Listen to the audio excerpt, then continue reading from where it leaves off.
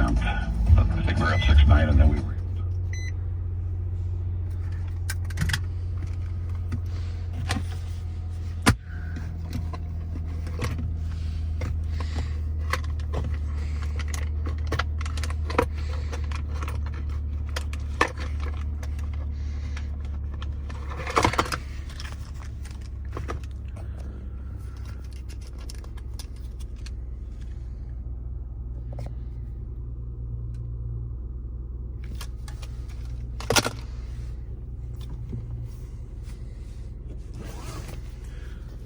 All right, so doing a kind of like an impressions video of the 2020 Nissan Maxima. So it's a rental car here. My brother totaled his 2016 Ford Focus. So the insurance company gave him a rental car for like a month, and they gave him this one, and he doesn't like it, which is weird coming from a Focus to this, and he does not like this. He liked his Focus better. I love this car. In the winter though, you have to drive with the traction off, otherwise you ain't going nowhere.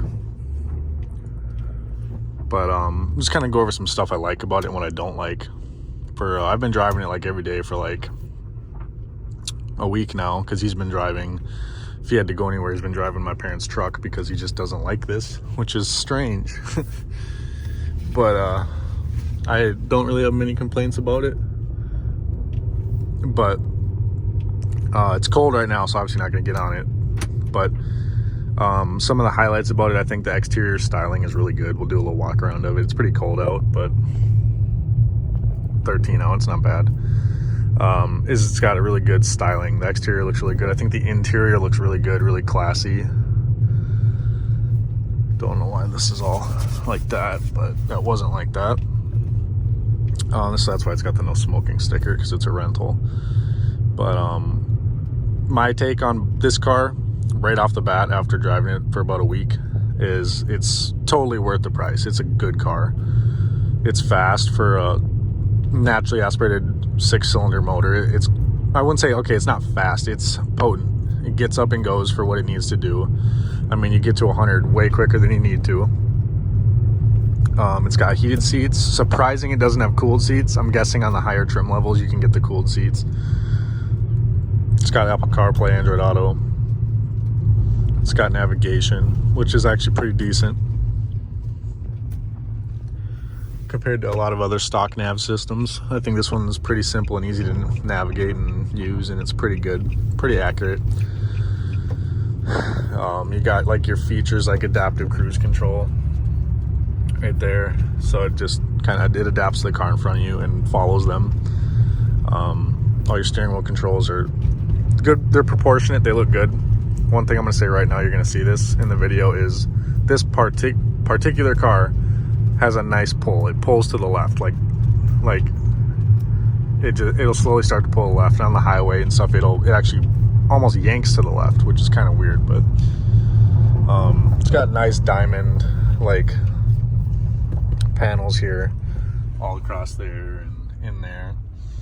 I know on the higher trim Maxima you can get like the diamond quilted seats with like the diamond quilted headliner, and that one you also get like big paddle shifters and stuff, which that's the one I would opt for, especially if you're going to buy one used. You can find it for the same price roughly as this one, a little bit more. This one has 50,000 miles. So, I mean, a 50,000 mile one of these, I mean, you could get a 60,000 mile of the higher trim, the Platinum, and get all the goodies. This one's pretty loaded, though, for a lower trim car. The heated seats and everything's right there. It's got your voice command and whatnot to navigate the screen, or you can just use the touchscreen, which is what I do. It's a good-looking interior. I like the push-button start. I like how it comes standard on the key fobs here with remote start. It works pretty good. Works from a decent distance too. Something I like is the car heats up pretty quick. Minnesota right now it's 10 degrees. It actually got colder, 9 degrees. It actually heats up pretty quick. You get heat out of the vents fairly quick. So some cars take a bit, some cars are a little quicker. This one heats up fairly quick. The heated seats get hot almost instantly. Not instantly, but within a couple minutes. This just has a base sound system, being it's not the upgraded one, and it still has a really good sound system for a stock car, like a base model car. And it is Christmas Day, so Merry Christmas to everybody, by the way. I completely forgot.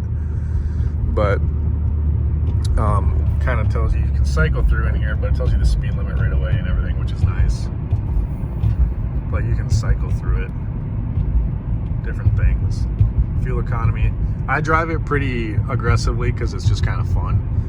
And I've been getting a lot of stress out lately, so I go for drives at night. And I just kind of, I like to cruise. And I'm getting about 26. So my Lincoln LS, with my LSE, with the LSE package, that I will be showing on the channel, has a V8. It's a smaller V8, but it's a V8. It's 2004, and that one I get 24 on the highway, so that's pretty good for a V8. But this is a little better, a little more comfortable to cruise in. Kind of like this one. We're gonna keep it on that one for now. The headlights. These are the standard headlights, and they are very bright. They're very bright. They're a crisp whitish, like a bluish white light. I don't know if they're LEDs or HIDs or what they are. I haven't read up too much on it. You can go look at actual reviews. This is more of an impressions video. They're bright, and it's got the automatic high beams, which is really nice. You just push this out, and it'll turn your high beams on when it's necessary, and when it's not, it turns them off very good when there's cars coming too. It's very quick to it. It's pretty responsive, just like the adaptive cruise is pretty nice. Something I thought this would come standard with is a heated steering wheel, because my 2004 Maxima I had a heated steering wheel, and it was the SL. I didn't look if this is the SL or the SV. I don't think the keys say. SV. This is the SV. So the SV is the lower one, I believe. Don't quote me, but I had a lower trim level Maxima 2004 and a 2006, and they both came with heated steering wheels. This one I cannot find a heated steering wheel, so it doesn't have it. Which is a little strange, a little disappointing. But I know on the upgraded one, the next level, whichever the two highest trim level ones are, you can get the heated steering wheel. And I'm guessing cooled seats, don't quote me on that, but my Lincoln 2004 has cooled seats that work awesome. So it's kind of strange that something like this of above $40,000, you know, a relatively nice car doesn't have. But it has a lot more pros and cons. If you're looking at a Maxima, a new Maxima, highly recommend it. I love the styling of it. I think if you can lower it and put on some nice wheels, I think it would look super good in black. Black or white, those are the only two colors I'd buy. Because the white's like a pearl, and it looks so good. And then black or white is the only colors I'd buy personally. But and then I'd get the platinum with the diamond quilted seats and the headliner. We'll park somewhere here once it gets warmed up, and we'll do a little walk around and show you the exterior styling. And there's no complaints on the exterior at all. It's very nice. Taillights are super beautiful at night. Headlights are beautiful. Very nice.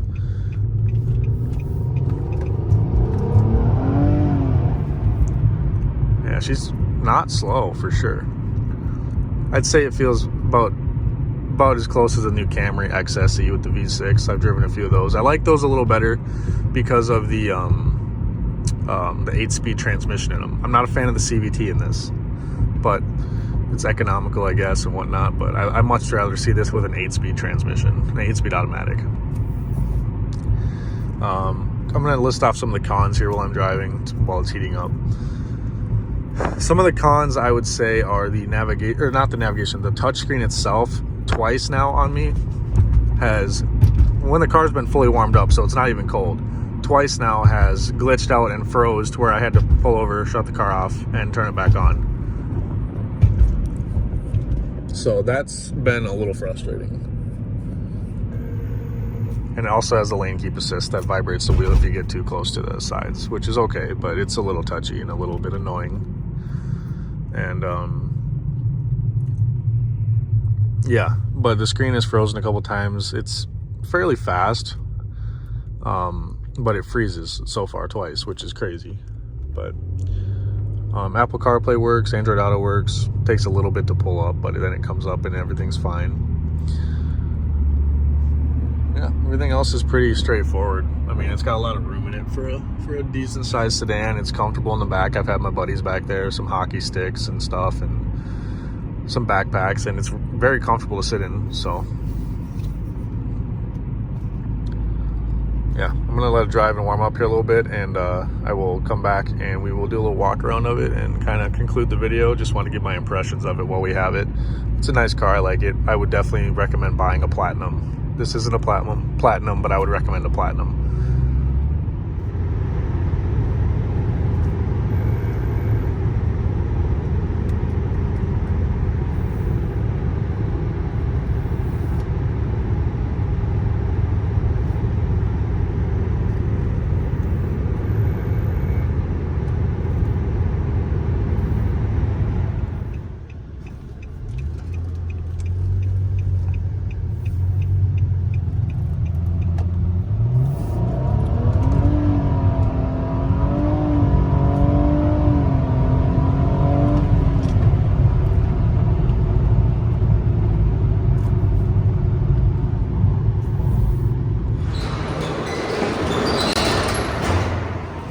Gonna give her a wash here. I know it's a rental, but you still got to take care of them, just out of respect, you know. But headlights look so good. Just lower it a little bit with some nice wheels and tint, and this thing will look really good.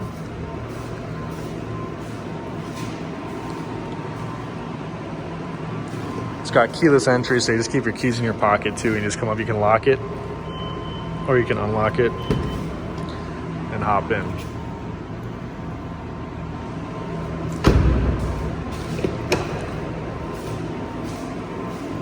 It's got the quad exhaust tips there, just for a good look. It looks really good. You can, and like the Platinum has like a nice little spoiler and stuff, and they're nice cars for sure.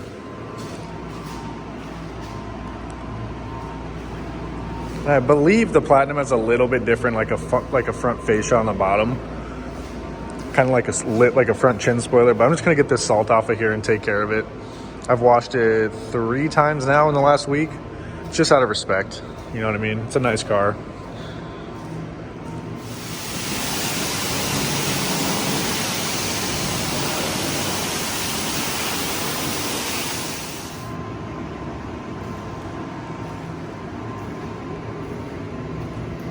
And when you come to these washes, never use this on your paint.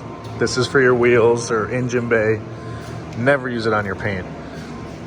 That's a huge no-no. I mean, if you got like an old truck, old cars that the paint's already crap, then go for it, you know, to get all the crap off it. But like if you have a decent paint, don't use it. It just creates micro scratches and swirls. So if you got like a winter beater, winter thrasher, then yeah, go for it. She's looking great now.